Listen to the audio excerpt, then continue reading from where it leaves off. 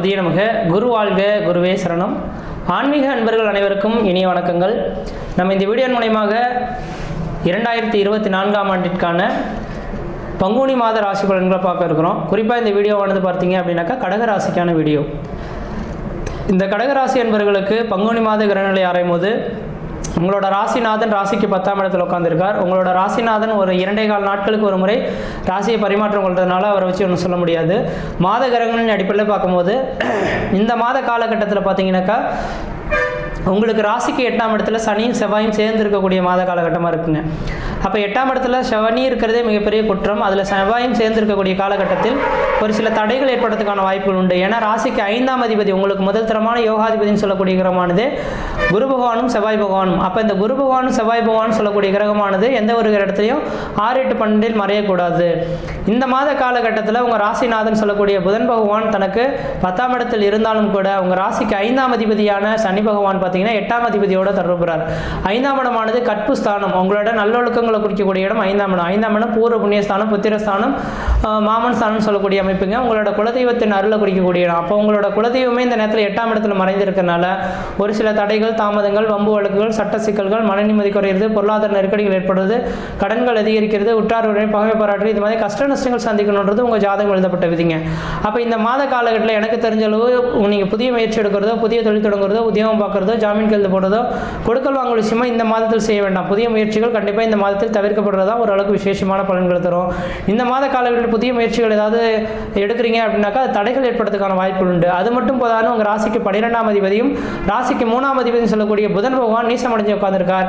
Communication சம்பந்தப்பட்ட துறையில் இருக்கவங்க, எழுத்துத்துறை, பத்திரப்பதிவு துறையில் இருக்கக்கூடிய நபர்களுக்கு இந்த நேர காலங்களில் உங்களுக்கு சவால் நிறைந்த காலகட்டங்களாக இருக்கும். வரவுக்கு மீறிய செலவுகள், கடன்கள் சந்திக்கக்கூடிய காலகட்டம் உருவாகுன்றீங்க. அதே போல குடும்பஸ்தானாதிபதி சொல்லக்கூடிய குரு பகவானும் சொல்லக்கூடிய குடும்பாதிபதி சொல்லக்கூடிய சூரிய பகவானும் ராகு பகவானும் இணைந்திருக்கக்கூடிய இந்த மாதமாக இருக்கனால உங்களோட தந்தைக்கு பார்த்தீங்கன்னா வண்டி வாகன தடைகள் ஏற்படுறதுக்கான வாய்ப்பு உண்டு. சூரியன் தான் தந்தையை குறிக்கக்கூடிய கிரகம். முக்கியமாக ராகுவோட சூரியன் சேர்ந்திருக்கக்கூடிய காலகட்டங்கள் கவனமாக இருக்கணும்.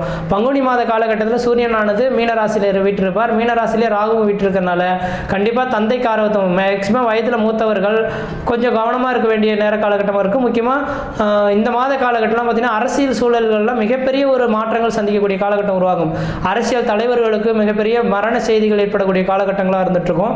அரசியல் ஏன்னா கடக லக்னமே பார்த்தீங்கன்னா அரசியல் சூழ்ந்த ஒரு ராசி லக்னம்னு சொல்லலாம். அப்போ கடகராசி கடக லக்னத்தில் பிறந்த நபர்கள், இந்த நபர்களுக்கெல்லாம் பார்த்தீங்க அப்படின்னாக்கா இந்த மாத காலகட்டத்தில் ஒரு சவால் நிறைந்த காலகட்டங்களாக இருக்கும். முக்கியமாக அரசியல் தலைவர்கள், முக்கியமான உயர்ந்த பொறுப்புகள் இருக்கக்கூடிய நபர்களுக்கு ஏதோ ஒரு விதத்தில் அசம்பாவிதங்கள் ஏற்படுறதுக்கான வாய்ப்புகள் உண்டு. உயர்ந்த பதவி, அதாவது அரசியலில் உயர்ந்த பதவிகள் இருக்கக்கூடிய நபர்களுக்கு இந்த மாத காலகட்டமானது நாட்கள் சமாளிக்கிறதே பெரிய விஷயமா இருக்குன்றீங்க. இந்த நேரத்தில் என்ன நடக்க போகுது, அடுத்த நேரத்தில் என்ன நடக்க போகுதுன்னு தெரியாத மாதிரி கொஞ்சம் இருந்துட்டு இருக்கும். அது மட்டும் போதாது, இந்த நேர காலகட்டத்தில் அரசியல் களங்களும் சூடு பிடிக்கக்கூடிய காலகட்டம் இருக்கு இல்லைங்களா. சனியும் செவ்வாயும் சேர்ந்து 8ஆம் இடத்துல இருக்கிறனால அந்தந்த இடத்துல பார்த்தீங்கன்னா கொஞ்சம் தடைகள், அதாவது பிரச்சனைகள், வம்பு வழக்குகள், பிரச்சனைகள் சந்திக்கிறதுக்கான ஒரு காலகட்டமாக இருந்துட்டு இருக்குன்றீங்க. அதனால கொஞ்சம் எல்லாருமே பார்த்தீங்கன்னாக்கா பிரச்சனைகள்னா கொஞ்சம் விட்டு விலகி வந்தால் ஓரளவுக்கு நல்லா இருக்கும். சாதாரண சின்ன பிரச்சனை சொல்ல போய் பெரிய லெவலில் கோர்ட்டு கேஸ் வழக்குகள் சந்திக்கக்கூடிய காலகட்டமாகவும் இருந்துட்டு இருக்குன்றீங்க. அதனால கடகராசி அன்பர்கள் எனக்கு தெரிஞ்ச அளவு இந்த ஒரு மாத காலகட்டம் ஏப்ரல் மாதம் 14ஆம் தேதி காலகட்டம் வரலும் கொஞ்சம் எச்சரிக்கையாக இருக்கணும். யாருக்கிட்டையும் விதண்டாவாத கருத்துக்களை ஏற்படுத்தி கொள்ளக்கூடாது. எனக்கு என்னன்ற மாதிரி நீங்கள் அமைதியாக இருந்தீங்கன்னா பிரச்சனைகள் எல்லாம் இருக்க முடியும். அல்லது பார்த்தீங்கன்னா உங்களுக்கு பதவிகளுக்கு பிரச்சனைகள் ஏற்படக்கூடிய காலகட்டமாகவும் இந்த நேரம் இருந்துட்டுருவீங்க. அதே போல் குருமார்கள், அந்தணர்கள் இவங்களுக்குலாம் பார்த்தீங்கன்னாக்கா அவங்களோட ஆசீர்வாதம் வாங்குறது நல்லா இருக்கும். அவங்களுக்கும் இந்த நேர காலகட்டத்தில் ஒரு சில பாதிப்புலாம் ஏற்படக்கூடிய காலகட்டமாக இருந்துட்டுருக்குன்றீங்க. இந்த கடகராசி அன்பர்கள் வண்டி வாகனத்தில் கொஞ்சம் இயக்குவதை கொஞ்சம் தவிர்த்துக்கிறது ஓரளவுக்கு நல்ல பலன்களை தரும். அதே போல் நீர் சம்பந்தப்பட்ட இடத்துல பார்த்தீங்கன்னாக்கா மலை பிரதேசங்களோ இந்த இடங்கள்லாம் பார்த்தீங்கன்னாக்கா தீப்பிடிக்கிறதுக்கான வாய்ப்புகளும் அதிகமாக இருந்துகிட்ருக்கு. அதனால் இந்த கடகராசி என்பவர்கள் மலை பிரதேசங்களுக்கு செல்வது, வண்டி வாகனங்களை வேகமாக இயக்குவது இதெல்லாம் கொஞ்சம் கூடாது. அதே போல் பார்த்தீங்கன்னாக்கா எளிதில் தீப்பிடிக்கக்கூடிய பொருட்களை அதிகமான சூடான இடங்களில் வச்சுக்கிறதோ அல்லது வண்டி வாகனங்களில் கொஞ்சம் கவனமாக ஹேண்டில் பண்ணுறதுலாம் ஓரளவுக்கு நல்லாயிருக்கும். இல்லை அப்படின்னாக்கா இதனால் பிரச்சனைகள் ஏற்படும். முக்கியமாக இந்த மாத காலகட்டத்தில் எப்பொழுதுமே பார்த்தீங்கன்னாக்கா இது வேறு வெயில் நாட்களாக இருக்கிறதுனால கொஞ்சம் எல்லா இடத்துலையும் ஒரு சில பிரச்சனைகள் ஏற்படுறதை பார்க்க முடியும். இது இந்த சனி செவ்வாயும் இந்த மாதத்தில் கூடுறதுனால அங்கங்கே பூகம்பங்கள் பிரச்சனைகள், சண்டை சச்சரவுகள் ஏற்படலாம், நெருப்பினால் பிரச்சனைகள் ஏற்படலாம், மலை பிரதேசங்களில் பார்த்தீங்கன்னாக்கா பாதிப்புகள் ஏற்படலாம், காற்றின் சுழற்சினால் மலையில் பார்த்தீங்கன்னா மலை பிரதேசங்களில் கொஞ்சம் அதிகமான இந்த நெருப்பினால் பயங்கள் ஏற்படுறதுக்கான வாய்ப்புகளும் இந்த மாதம் இருந்துட்டு இருக்குதுங்க. அதனால் கடகராசி அன்பர்கள் இந்த மாத காலங்களில் புதிய தொழில் தொடங்குறத, உத்தியோகம் பார்க்குறத கண்டிப்பாக செய்ய வேண்டாம். உங்களோட தந்தையின் உடல்நிலையில் கொஞ்சம் அக்கறை எடுத்துக்கிறது ஓரளவுக்கு நல்ல பலன்களை தருவிங்க. மற்ற விதத்திலாம் தோஷங்கள் கிடையாது. இந்த மாத காலகட்டத்தில் 3ஆம் அதிபதினு சொல்லக்கூடிய புதன் பகவானும் நீசமற்று 12ஆம் அதிபதி நீசமற்றதுனால கம்யூனிகேஷன் சம்மந்தப்பட்ட துறை, பத்திரப்பதிவுத்துறை, எழுத்துத்துறையில் இருக்கவங்களாம் சட்டத்துக்கு புறமான வேலைகள் செய்யுங்க. உடனே இந்த மாத காலகட்டத்திலேயே உங்களுக்கு அதுக்கான தண்டனைகள் அனுபவிக்கக்கூடிய காலகட்டமாக இருந்துட்டு கொண்டிருந்தீங்க. பணமானது குடும்பாதிபதினு சொல்லக்கூடிய 2ஆம் அதிபதி தனக்கு இப்போ 8ஆம் இடத்து உங்கள் ராசிக்கு பார்த்தீங்கன்னா 9ஆம் இடத்தில் மறைந்து இருக்கிறதுனால இந்த மாத காலகட்டத்தில் தன பிரச்சனைகள் அவ்வப்போது வரதுக்கான வாய்ப்பு உருவாகும். இந்த மாதத்தில் கொஞ்சம் யோசித்து சிந்தித்து செயல்படுறது ஓரளவுக்கு நல்ல பலன்களை தருவிங்க.